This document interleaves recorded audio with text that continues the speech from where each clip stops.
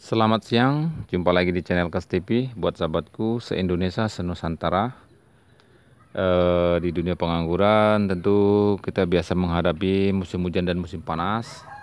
Jadi buat sahabatku semua, sedikit saya informasikan, mungkin saja info ini bisa bermanfaat buat sahabat semua tentang bagaimana perawatan anggur di musim hujan dan bagaimana perawatan di musim panas.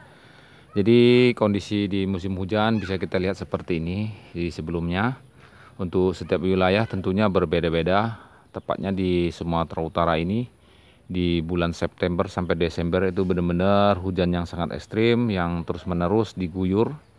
Jadi jika musim hujan kita lakukan perawatan dengan ekstrim dengan perlakuan khusus atau menggunakan bahan-bahan yang nantinya tetap menjaga tanaman ini itu baik dengan tanaman yang tidak memakai UV atau peneduh, tentunya saya jamin tidak akan pernah maksimal karena ketahanan tanaman anggur itu bisa kita lihat bisa terbatas, apalagi paren-paren tertentu yang benar-benar tidak tahan dengan guyuran hujan. Yang hujan panas jamur itu benar-benar menyerang sangat ekstrim.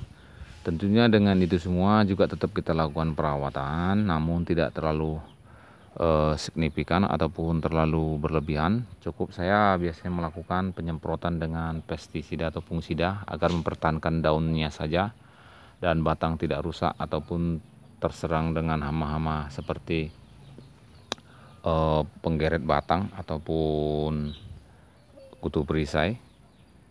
Nah, setelah itu saya biarkan, karena di musim hujan pun tidak bisa kita lakukan pembuahan ataupun perawatan yang berlebih.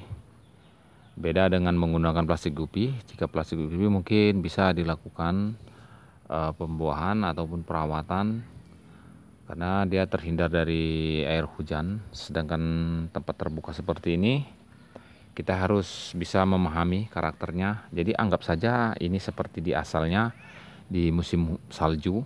Tentu tanaman itu istirahat, tidak dia lakukan apa-apa. Namun setelah musim semi ataupun cuaca mulai cerah, maka perawatan-perawatan yang dilakukan di luar negeri itu yaitu melakukan pemangkasan foundation pruning, dan disitulah sekalian mereka biasanya membawa buah. Jadi buat sahabatku nggak harus pening ya dengan kondisi musim hujan, anggap saja seperti di alamnya tanaman ini kita istirahatkan.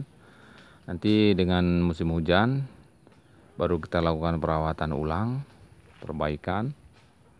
Dan di sini tepatnya sudah mulai musim panas di Januari ini dan hujan mulai sedikit berkurang, jarang. Dan perawatan di musim panas setelah musim hujan yang biasa saya lakukan yaitu pemberian topping. Jadi di sini saya tadi barusan saja melakukan perawatan seperti ini. Pembentukan ulang nanti saya jelaskan. Yang pertama kali kita lakukan yaitu perbaikan media di sini. Media tanamnya kita perbaiki dengan memberikan topping kohi kambing yang sudah difermentasi, yang sudah layak dan dingin. Jadi jangan lupa diberikan dolomit dan pemberian pupuk SP36 atau ETSP yang nanti kita harapkan pupuk tadi bisa merangsang akar muda, akar baru yang akan keluar dan bermunculan di media yang kita topping ini. Dan nantinya apa yang kita berikan di sini, nutrisi-nutrisi apapun akan diserap baik karena akar-akar tadi sudah terbentuk baru banyak dan bisa berefek positif pada tanaman yang nantinya tanaman ini menjadi subur. Jadi sahabatku, setelah itu 1 minggu kemudian barulah kita lakukan pemangkasan. Jangan lupa tetap dipantau kelembapannya, kita siram. Jadi di sini sudah saya lakukan pemangkasan di cabang tersier dengan pembentukan arm di 2 atau 3 ruas seperti ini. Bisa juga di bat kita pecahkan, kita foundation pruning saja, kita pangkas habis. Namun kembali ke sahabat semua, kalau saya seperti ini saja. Nanti jika batnya pecah baik, ya bisa kita ganti ini yang kita buang atau batnya kita pelihara. Jika ini yang lebih bagus, ini akan kita buat barunya. Jadi sahabat semua, kembali ke sahabat semua dengan pemilihan calon ataupun tunas baru yang akan kita pelihara, dari tunas airnya ataupun pemecahan baru dari bat.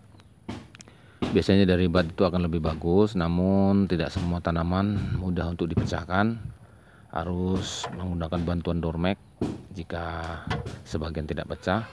Namun untuk tanaman yang gampang ataupun batnya gampang pecah, tidak masalah, pondasi pruning saja. Jika nanti tanaman ini ke depannya dalam pemecahan bat itu membawa buah ataupun calon bunga, ya tidak masalah juga dipelihara kembali ke kita, karena nggak ada yang larang. Karena ini kalau hobi saja, mau dipelihara juga boleh, dibuang juga boleh.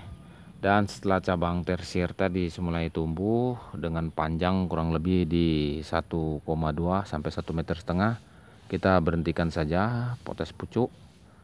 Tunggu dengan cabang-cabang lain yang mungkin tertinggal sampai itu pembentukan serempak. Kita potong rata dengan pemotesan tunas airnya, lalu kita berikan pemupukan yang nantinya mengarah ke pupuk generatif yang kedepannya akan menghasilkan buah dan penyambutan pemangkasan pangkas pembuahan.